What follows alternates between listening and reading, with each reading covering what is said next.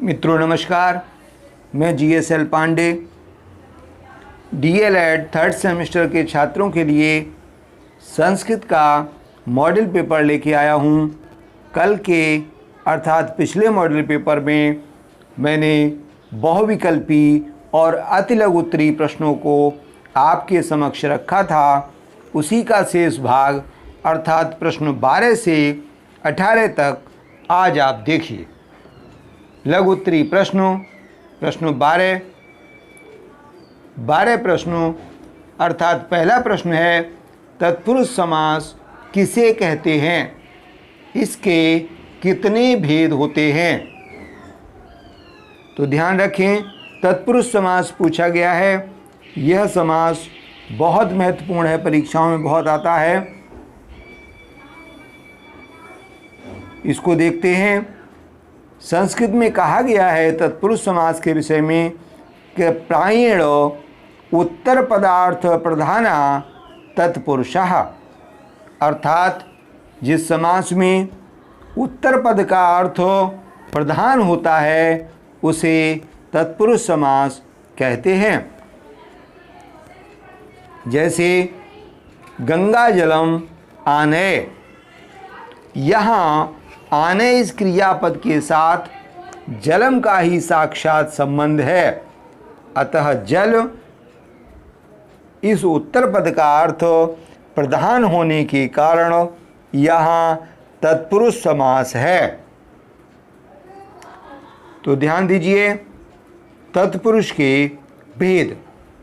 तत्पुरुष समास के मुख्यतः दो भेद होते हैं। नंबर 1 समानाधिकरण तत्पुरुष, नंबर 2 व्याधिकरण तत्पुरुष। तो देखते हैं। नंबर 1 समानाधिकरण तत्पुरुष। समानाधिकरण को समविभक्तिक भी कह सकते हैं। इस तत्पुरुष समास के पूर्व पद एवं उत्तर पद दोनों में समान विभक्ति लगी रहती है। समान अधिकरण विभक्ति वाला तत्पुरुष कर्मधारय समास के अंतर्गत आता है। अर्थात संस्कृत में कहा गया है कि तत्पुरुषः समानाधिकरणः कर्मधारया। यहाँ पर कर्मधारय को तत्पुरुष समास का ही एक भेद माना गया है। और नंबर 2 है व्याधिकरण तत्पुरुष। इसको देखें कि जिस तत्पुरुष समास में पूर्व पद तथा उत्तर पद दोनों में अलग अलग विभक्तियां लगी हों वह व्याधिकरण तत्पुरुष होता है। वि बराबर विषय और अधिकरण विभक्ति वाले तत्पुरुष को व्याधिकरण तत्पुरुष कहते हैं। पूर्व पद में जो विभक्ति लगी होती है उसके आधार पर ही तत्पुरुष के प्रमुख भेद किए जाते हैं। जैसे यदि पूर्व पद में द्वितीया विभक्ति हो तो द्वितीया तत्पुरुष, यदि पूर्व पद में तृतीया विभक्ति लगी हो तो तृतीया तत्पुरुष। इस प्रकार व्याधिकरण तत्पुरुष के 6 भेद किए गए हैं। द्वितीया तत्पुरुष, तृतीया तत्पुरुष, चतुर्थी तत्पुरुष, पंचमी तत्पुरुष, षष्ठी तत्पुरुष और सप्तमी तत्पुरुष। तत्पुरुष समास के उपभेद भी किए गए हैं। समानाधिकरण तथा व्याधिकरण समास के अतिरिक्त तत्पुरुष के अन्य उपभेद इस प्रकार हैं। नंबर 1 नंग तत्पुरुष। इसमें आ से ये प्रारंभ होते हैं। जैसे अनश्वाहा, इसका अर्थ है न अश्वाहा। अब्राह्मणः, इसका अर्थ है न ब्राह्मणः। अनिक्षा, इसका अर्थ है न इच्छा, अर्थात जो आशय व्यक्त किए जाते हैं इनका अर्थ नकारात्मक होता है। इन्हें नंग तत्पुरुष कहते हैं। उसके बाद प्रादि तत्पुरुष समास, जैसे कुपुरुषः, प्राचार्यः आदि। इसमें उपसर्ग से प्रारंभ हो रहे हैं। उपपद तत्पुरुष समास, जैसे कुंभकारः, सर्वज्ञः आदि। और चौथा है अलुक तत्पुरुष समासः, जैसे युधिष्ठिरः, सरसिजम, अभ्यासाद गतः आदि। इस प्रकार तत्पुरुष के अन्य भेद पूर्ण होते हैं। अब अगला प्रश्न है प्रश्न 13 और आज का प्रश्न दूसरा। इसमें श्लोक दिया गया है, सुभाषित श्लोक, और इसकी हिंदी में अर्थ लिखना है। तो मैं श्लोक पढ़ता हूँ। अभिवादनशीलस्य नित्यवृद्धोपसेविना चत्वारि तस्य वर्धन्ते आयुर्विद्या यशोबलम। यह सुभाषित श्लोक मनुस्मृति से लिया गया है और विभिन्न कक्षाओं में संस्कृत की पुस्तकों में सुभाषित या सुभाषितानि नाम के पाठों में यह रखा जाता है। अभिवादनशीलस्य नित्यवृद्धोपसेविना, अर्थात जो व्यक्ति अभिवादनशील हैं और नित्य वृद्धों की सेवा करते हैं। दो विशेषताएं बताएंगी कि अभिवादनशील जो व्यक्ति है और नित्य वृद्धों की सेवा करते हैं, चत्वारि तस्य वर्धन्ते, उनकी 4 चीज़ें बढ़ती हैं। आयुर्विद्या यशोबलम, आयु, विद्या और यश और बल, ये नित्य उनके बढ़ते रहते हैं। फिर से देख लें, जो व्यक्ति अभिवादनशील हैं, जो नित्य वृद्धों की सेवा करते हैं, उनकी 4 गुण नित्य बढ़ते रहते हैं।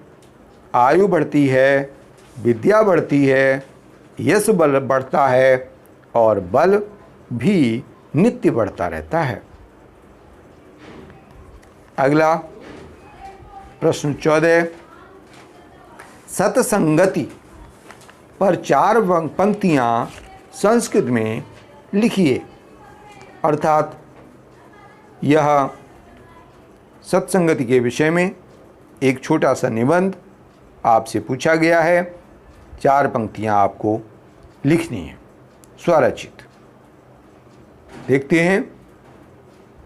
पहली पंक्ति है, सज्जनानां संगति एव सत्संगति भवति। दूसरी पंक्ति है, सत्संगति धेनु एवं सर्वथा हितं चिंतयति। इसका अर्थ है सत्संगति गाय के समान ही हमेशा हित की चिंता में लगी रहती है।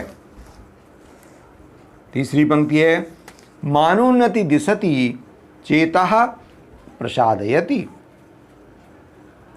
इसका अर्थ है कि सत्संगति दिशाओं में सम्मान को बढ़ाती है और मन को प्रसन्न रखती है। और चौथी पंक्ति है, यह लोकम परलोकम च शुभम करोति सत्संगति। अर्थात सत्संगति इस लोक और परलोक दोनों को सुंदर बनाती है, शुभ बनाती है।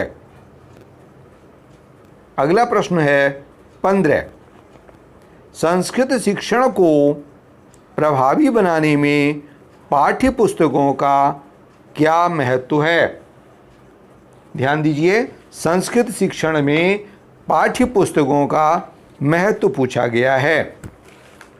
तो देखिए, पाठ्य पुस्तकें किसी भी भाषा या किसी भी विषय के लिए बहुत महत्वपूर्ण होती हैं। देखते हैं इसकी विशेषताएं क्या क्या हैं। कि पाठ्य पुस्तक कक्षा विद्यार्थी, शिक्षक सभी के लिए उपयोगी होती है तथा एक मार्गदर्शक का कार्य करती है। दूसरी विशेषता है कि पाठ्यपुस्तक पूर्ण शिक्षण पाठ से संयोग करती है। तीसरी विशेषता है मनोरंजन, आत्मविश्वास, भाषा पर अधिकार तथा स्वाध्याय पाठ्यपुस्तक के द्वारा ही संभव है। और चौथी विशेषता है पाठ्यपुस्तक प्राप्त ज्ञान के स्थायीकरण के लिए अत्यंत आवश्यक है। और पांचवी विशेषता है पाठ्यपुस्तक द्वारा गृह कार्य की समुचित व्यवस्था होती है। और अगली विशेषता कि पाठ्यपुस्तक में पाठ को पढ़ने में सहायता मिलती है।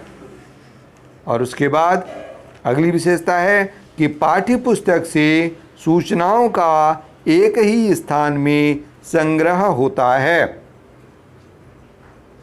और आठवीं विशेषता है कि पाठ्यपुस्तक का ज्ञान प्राप्ति का एक सशक्त साधन है। इस प्रकार पाठ्यपुस्तक अपने में बहुत महत्वपूर्ण होती है। सभी विद्यार्थियों को पाठ्यपुस्तक अपने पास अवश्य रखनी चाहिए। प्रश्न 16 वाच्य परिवर्तन कीजिए। तो यहाँ पर आपके लिए 4 वाक्य रखे गए हैं। उनको जिस वाच्य में है उसके स्थान पर दूसरे वाच्य में बदलना है। तो पहले जो वाक्य होता है उसका वाच्य पहचानें और उसको नए वाच्य में बदलें। कर्तवाच्य, कर्मवाच्य और भाववाच्य, इस प्रकार संस्कृत में 3 वाच्य होते हैं। तो पहले आप वाक्यों को देखें कि किस वाच्य में कौन सा वाक्य है। प्रश्न 1 वाक्य पहला है छात्राः प्रश्नं प्रक्षन्ति। छात्र प्रश्न पूछते हैं। यह कर्तवाच्य में वाक्य है तो इसको कर्मवाच्य में बदलते हैं कि छात्रैः प्रश्नाः प्रक्षते। फिर से देख लें, छात्रैः प्रश्नाः प्रक्ष्यते। दूसरा वाक्य है गायकः गीतानि गायते। यह भी कर्तवाच्य में है। गायक गीत गाता है। इसको बनाएंगे गायकेन गीतानि गीयन्ते, अर्थात गायक के द्वारा गीत गाए जाते हैं। इसको फिर से देख लें, गायकः गीतानि गायते, अर्थात गायक गीतों को गाता है। और इसका कर्मवाच्य में बनाएंगे तो हो जाएगा गायकेन गीतानि गीयन्ते, अर्थात गायक के द्वारा गीत गाए जाते हैं। तीसरा है सः ईश्वरं स्मरति। वह ईश्वर को याद करता है, स्मरण करता है। इसका बनाएंगे तेन ईश्वरः स्मर्यते। कर्मवाच्य में बनेगा तेन ईश्वरः स्मर्यते। और चौथा है अहम पुस्तकं पश्यामि। यह भी कर्तवाच्य में है। इसका कर्मवाच्य में बनाएंगे तो मया पुस्तकं दृश्यते। अगला प्रश्न 17 यतस्य निर्धारण में कौन सी विभक्ति प्रयुक्त की जाती है, उदाहरण सहित समझाइए। यह विभक्ति से संबंधित प्रश्न है। यतश्च निर्धारण में विभक्ति पूछी गई है, तो ध्यान दीजिए।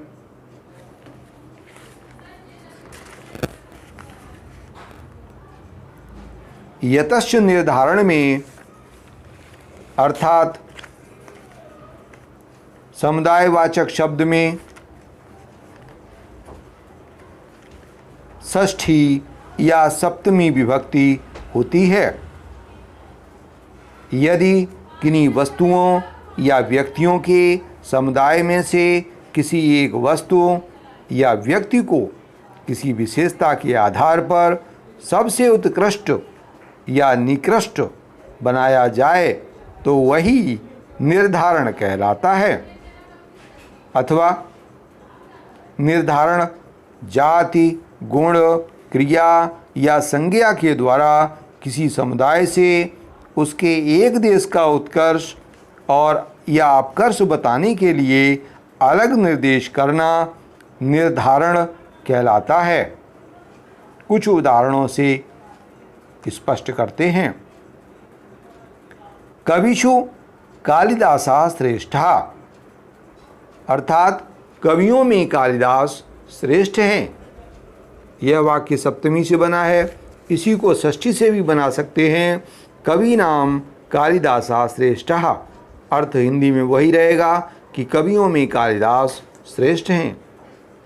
इसी प्रकार दूसरा है नदीषु गंगा पवित्रतमा, नदियों में गंगा सबसे पवित्र हैं। इसको हम षष्ठी विभक्ति के द्वारा भी बना सकते हैं। नदी नाम गंगा पवित्रतमः। तीसरा उदाहरण है बालकेषु रवि श्रेष्ठा, अर्थात बालकों में रवि सबसे अच्छा है। इसको हम षष्ठी में बना सकते हैं कि बालका नाम रवि श्रेष्ठा। इसी प्रकार चौथा उदाहरण देखते हैं पर्वता नाम हिमालयः उच्चतमः, पर्वतों में हिमालय सबसे ऊंचा है। इसको दूसरी तरह से बना सकते हैं, सप्तमी विभक्ति में भी बना सकते हैं पर्वतेषु हिमालयः उच्चतमः। इस प्रकार उदाहरणों से आप बात समझ सकते हैं। और अगला प्रश्न है 18, संस्कृत में अनुवाद कीजिए। तो ध्यान रखिए कि 4 अनुवाद संस्कृत में अवश्य आते हैं, इसकी तैयारी भली भांति करें। तो मैं पहला अनुवाद लिखता हूँ। बालक फल खाते हैं, बालक फल खाते हैं, तो इसका होगा कि बालकः फलं खादन्ति, विराम लगा देंगे। और दूसरा वाक्य है कि मार्ग के दोनों ओर वृक्ष हैं, इसका अनुवाद होगा मार्गम उभयतः वृक्षाः सन्ति, बाकी के अंत में विराम अवश्य लगाएं। और तीसरा वाक्य है पुत्र के साथ पिता आया, इसका होगा कि पुत्रेण सह पिता आगतः। और चौथा वाक्य है गणेश को नमस्कार है, तो इसका संस्कृत बनाएंगे गजाननाय नमः या गणेशाय नमः, या कोई दूसरा पर्यायवाची गणेश का रख सकते हैं। तो इस तरह से यह 18 प्रश्न पूरे होते हैं। वाक्यों के अनुवाद के अंत में विराम चिन्ह अवश्य लगाना चाहिए। अगर प्रश्नवाचक है तो प्रश्नवाचक चिन्ह लगाना चाहिए, तो आपका वाक्य पूर्ण होगा, अन्यथा नंबर काट दिया जाता है, ध्यान रखें। इस प्रकार आपके 18 प्रश्न पूर्ण होते हैं। आप खुश रहें, अध्ययनशील रहें। जय हिंद, जय भारत।